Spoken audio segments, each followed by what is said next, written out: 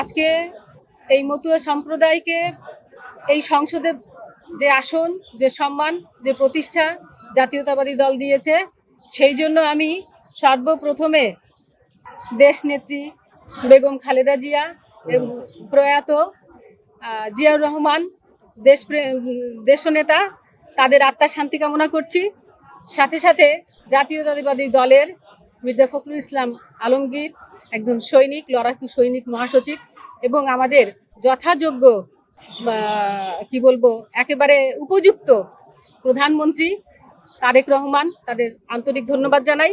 আর আজকে মতুয়াদের পক্ষ থেকে শুধু আমি নই, আমি মনে করি এই মতুয়ারাই সংসদে বসেছে এবং এই সমস্ত মতুয়া সনাতনীরা আমরা যাতে এতদিন পর্যন্ত যে বঞ্চিত ছিলাম, আমাদের অনিরাপত্তায় ভুগতাম, এই নিরাপত্তার একটা বেষ্টনী বলয়ের মধ্যে আমরা ভবিষ্যতে পথ চলতে পারবো, নিশ্চিন্তে ঘুমাতে পারবো যে আমাদের একজন শক্তিশালী অভিভাবক আছে, সরকার আছে, যারা আমাদেরকে নিরাপত্তা দিবে এবং সনাতনীদের নিরাপত্তার জন্য আইন সৃষ্টি করবে এবং অধিকার দেবে। আমার এলাকায় সাম্প্রদায়িক দাঙ্গা খুব একটা হয় না।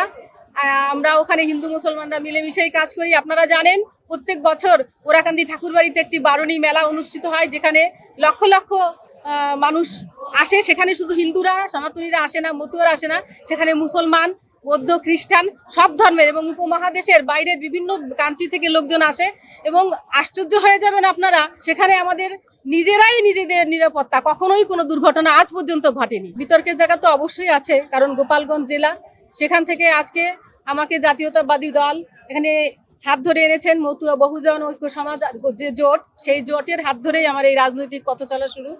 আর আমাদের সেই চিন্তন মননশীলতায় আমার সেক্রেটারি, আমার এই সভাপতি, তারপরে আমার যে সমস্ত কর্মীরা আছে, এদের যে অবদান আর আমাদের যে স্বীকৃতি জাতীয়তাবাদী দল দিয়েছে, এটা আমরা চিরকৃতজ্ঞতার সহিত সবসময় স্মরণ রাখবো এবং সমস্ত বাংলাদেশের মানুষের জন্য, শুধু যে আমি গোপালগঞ্জের জন্য হয়ে কাজ করব এমনটি নয়, আমি সবার জন্যই, সমস্ত সম্প্রদায়ের লোকের জন্য, হিন্দু, মুসলমান, বৌদ্ধ, খ্রিস্টান সবার জন্য কিছুটা হলেও পবিত্রতার সাথে, সততার সাথে এই দায়িত্ব পালন করতে চাই।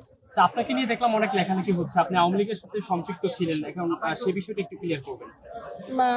এখন এই মুহূর্তে যে স্থানে আছি, এই পুণ্যভূমিতে দাঁড়িয়ে এই উত্তরটা আমি দিতে চাচ্ছি না। আপনারা সবই জানেন, এমন না যে আপনারা জানেন না।